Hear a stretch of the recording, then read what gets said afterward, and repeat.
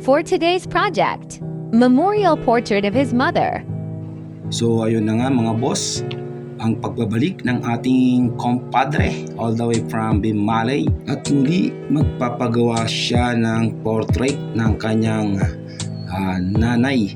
Bali last year lang din kasi ginawa natin yung sa harap na portrait ng kanyang namayapang tatay at ngayon naman na hindi inaasahang pangyayari sumunod naman yung kanyang mother. Bali 1 year yung pagitan. Sa aking record kasi last year of May namin ginawa yung tattoo at ngayon uli ay kanyang minamahal na ina. Sa katulad ko din na isang anak ay mahirap mawalan talaga ng magulang. Masakit talaga isipin na yung alam mong dalawang magulang mo na handang makinig, handang lapitan sa mga problema ng isang anak ay wala na.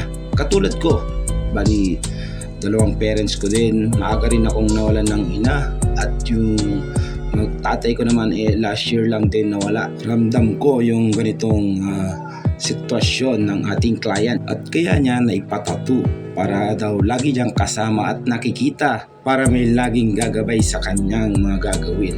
Kaya payo ko lang sa mga may magulang o natitirang magulang dyan, nako mag-isip-isip kayo. Iparamdam nyo kung gaano nyo sila kamahal at kung gaano sila kaimportante sa buhay ninyo. Lahat naman tayo ay darating dyan at lahat naman tayo ay may katapusan. Walang permanente dito sa ibabaw ng mundo. At ito na nga po pala yung obra natin mga boss. Nothing in this world is permanent. Kaya life goes on. Tuloy lang ang buhay. At muli maraming salamat kumpadre sa iyong tiwala at sa mga gustong magpabook at mag-inquire, mag-message lamang po kayo sa aking Facebook page o kaya dito sa aking account. And please like and follow for more. Salamat!